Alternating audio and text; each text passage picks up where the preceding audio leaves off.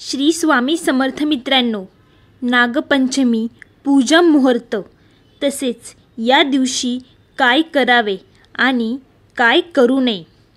तर मित्रांनो, श्रावण महिन्यातील पहिला आणि महत्त्वाचा सण म्हणजे नागपंचमी। नाग या प्राण्याबद्दल आदर व पूज्य भावना समाजात रुजवण्यासाठी हा सण पाळला जाण्याची परंपरा आहे। या दिवशी घरोघरी नागदेवाची पूजा करून त्यांना प्रसन्न करण्याची प्रथा आहे।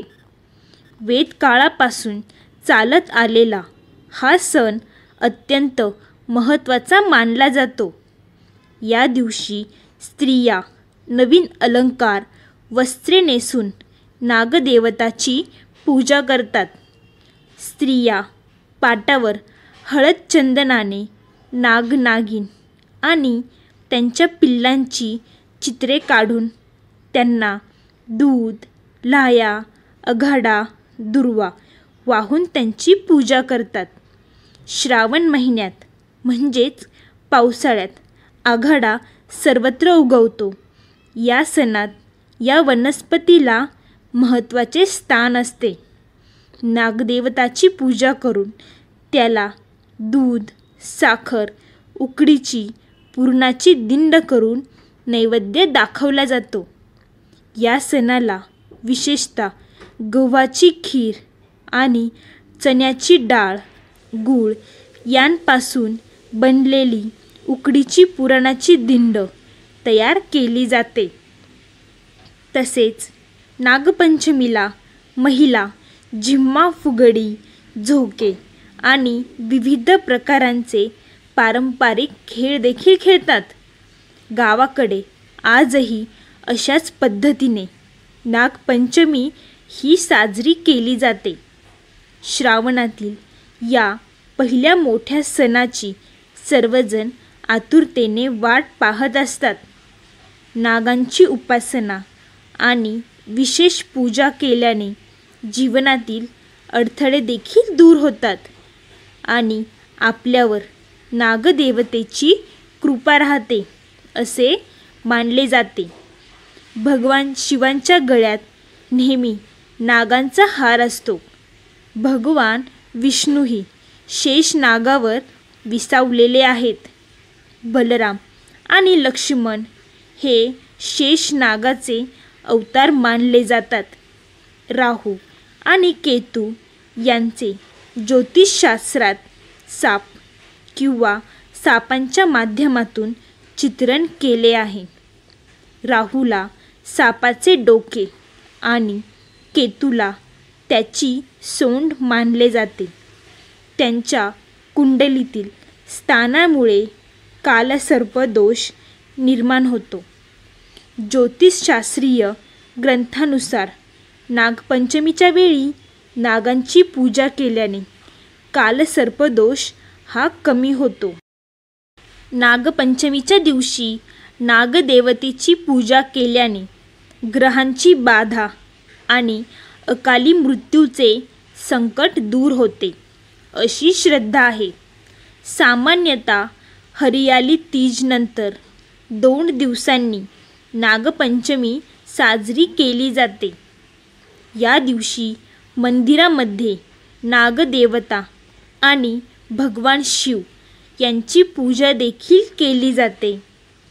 तसेच नागपंचमीच्या दिवशी महादेवांची आणि नागांची पूजा केल्याने कालसर्प दोषापासून मुक्ती मिळते अशी धार्मिक मान्यता आहे। यंदा श्रावणातील हा पहिला सण नागपंचमी कधी, नागपंचमीचा शुभ मुहूर्त आणि पूजा पद्धत काय आहे ते आज आपण जाणून घेणार आहोत। यंदा नागपंचमीचा सण 9 ऑगस्टला शुक्रवारी सर्वत्र साजरा केला जाणार आहे। हिंदू पंचांगानुसार श्रावण महिन्यात शुक्ल पक्षातील पंचमी तिथी 9 ऑगस्टला सकाळी 12:36 सुरू होणार असून ती तिथी 10 ऑगस्टला पहाटे 3:14 समाप्त होईल. या परिस्थितीमध्ये उदय तिथीनुसार नागपंचमीचा सण 9 ऑक्टोबरलाच सर्वत्र साजरा केला जाणार आहे. नागपंचमीला पूजा करण्याचा शुभ मुहूर्त हा 9 ऑगस्टला पहाटे 5:47 सुरू होणार असून दुपारी 1 वाजेपर्यंत हा मुहूर्त राहील. या कालावधीमध्ये तुम्ही नागदेवतेची किंवा नागदेवतेच्या प्रतिमेची पूजा करू शकता. नागपंचमीला पूजा करण्याची पद्धत. नागपंचमीच्या दिवशी पहाटे लवकर उठून देवी देवतांचे ध्यान करून तुमच्या दिवसाची सुरुवात करा. त्यानंतर अंघोळ करून स्वच्छ धुतलेले कपडे परिधान करा. नंतर सूर्यदेवाला जल अर्पण करा. त्यानंतर शुभ मुहूर्तावर देवघराजवळ नागदेवतेचे चित्र किंवा मातीपासून बनलेली नागाची मूर्ती ही स्थापित करा. आत्ता नागदेवतेला हळदी, कुंकू, फुले, अक्षता वाहाव्यात. पूजा करून झाल्यावर नागपंचमीची कथा वाचावी. त्यानंतर तुपाचा दिवा लावून आरती करावी आणि नागदेवतेला वाटीभर दुधाचा नैवेद्य अर्पण करावा. व नागपंचमी पूजा मंत्र ओम भुजंगेशाय विद्महे सर्पराजाय धीमहि तन्नो नागम प्रचोदयात. तसेच आदल्या दिवशी भावाचा उपवास असतो. भावाला चिरंतन आयुष्य आणि अनेक आयुधांची प्राप्ती हो आणि प्रत्येक दुःख आणि संकट यातून तारला जाओ. हेही उपवास करण्यामागे एक कारण आहे. याविषयीची कथा खालीलप्रमाणे आहे. नागपंचमीसाठी वेदकाळापासून अनेक प्रथा आहेत. त्यापैकी एक कथा. सत्येश्वरी नावाची एक कनिष्ठ देवी होती. सत्येश्वर हा तिचा भाऊ होता. सत्येश्वराचा मृत्यू नागपंचमीच्या आदल्या दिवशी झाला. त्यामुळे भावाच्या शोकात सत्येश्वरीने अन्नग्रहण केले नाही. सत्येश्वरीला तिचा भाऊ नागरूपात दिसला. तेव्हा तिने त्या नागरूपाला आपला भाऊ मानले. त्यावेळी नागदेवतेने वचन दिले की जी बहीण माझा भाऊ म्हणून पूजा करील तिचे रक्षण मी करेल. त्यामुळेच त्या दिवशी नागाची पूजा करून प्रत्येक स्त्री नागपंचमी साजरी करते. तसेच दुसरी कथा. कालिया नागाचा प्रभाव करून यमुना नदीच्या पात्रातून भगवान श्रीकृष्ण सुरक्षित वर आले. तेव्हापासून नागपंचमी प्रथाची सुरुवात झाली असेही मानले जाते. काय करावे नागपंचमीच्या दिवशी? 1. नागपंचमीच्या दिवशी शिवमंदिरातील शिवलिंगावर कच्चे दूध, बेलपत्र आणि काळे तीळ मिसळून गंगाजल अर्पण करावे. हे करणे खूप शुभ मानले जाते. 2. नागपंचमीच्या दिवशी शेण किंवा मातीने नागाचे चित्र बनवून घराच्या मुख्यद्वाराजवळ त्याची पूजा करा. 3. नागपंचमीच्या दिवशी भगवान शिवाची विधिवत पूजा केल्यानंतर नाग गायत्री मंत्राचा जप करावा. नागपंचमीच्या दिवशी शिवमंदिरात साफसफाई जरूर करावी. 4. नागपंचमीच्या दिवशी ब्राह्मणाकडून चांदीच्या नागात प्राणप्रतिष्ठा करून पाण्यात वाहून द्या. असे करणे खूप शुभ मानले जाते. 5. नागेंद्रहाराय त्रिलोचनाय भस्मांग रागाय महेश्वराय नित्याय शुद्धाय दिगंबराय तस्मै नकराय नमः शिवाय हा मंत्र म्हणा. 6. नागपंचमीच्या दिवशी नागाची पूजा करणाऱ्या व्यक्तीला सापांचे भय राहत नाही. 7. नागपंचमीच्या दिवशी गारुडी दिसल्यास त्या गारुडीला पैसे देऊन नागाला जंगलात सोडून द्या. हा उपाय केल्यास कालसर्प दोषातून मुक्ती मिळते. 8. नागपंचमीच्या दिवशी अशा एका शिवमंदिरात जेथे शिवजीच्या लिंगावर नाग नाही आहे अशा मंदिरात नागाची प्रतिष्ठापना करा.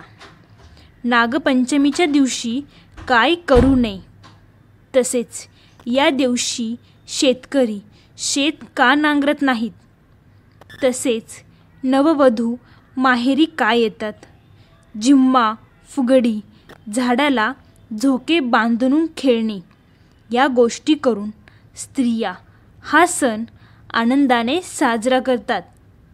नागपंचमीच्या दिवशी काहीही चिरू नये, कापू नये, तळू नये, चुलीवर तवा ठेवू नये वगैरे संकेत पाळले जातात. या दिवशी चुकूनही नागदेवतेला त्रास देऊ नका. हे जाणून घेणे महत्त्वाचे आहे की सापाला हानी पोहोचवणे हे पापसुद्धा मानले जाते. असे केल्याने तुम्हाला कालसर्प दोष हा प्राप्त होऊ शकतो. या दिवशी लांबूनच किंवा फोटोरूपी नागांना शिव मानून त्यांची पूजा करावी.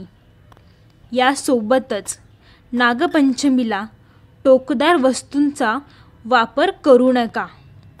त्याचबरोबर या दिवशी शेतात खोदकाम देखील करू नये असे सांगितले जाते.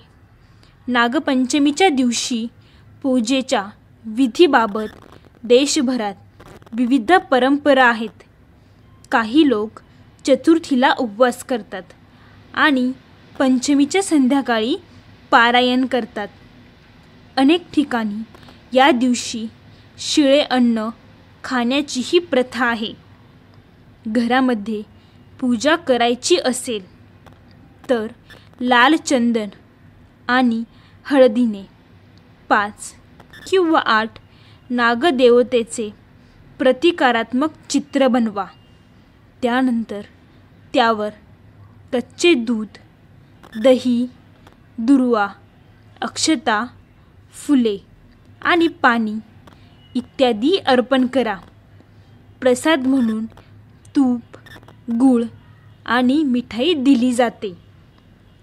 याशिवाय कुंडलीत कालसर्प दोष असेल तर नागपंचमीला पूजा केल्याने लाभ होतो. महाराष्ट्रातील सांगली जिल्ह्यातील 32 शिराळा येथे नागपंचमीनिमित्त मोठी यात्रा भरते. जिवंत नागांची पूजा करण्याची येथे मोठी परंपरा आहे. तसेच उज्जैनचे नागचंद्रेश्वर मंदिर वर्षातून एकदाच नागपंचमीला उघडते. या दिवशी पूजा केल्याने कालसर्प दोष शांत होतो.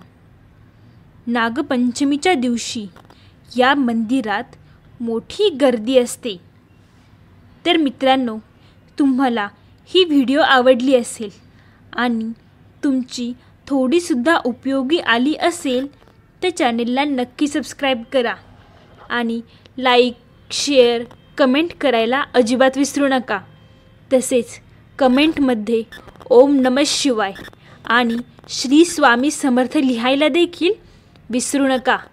धन्यवाद मित्रांनो. बोला श्री स्वामी समर्थ.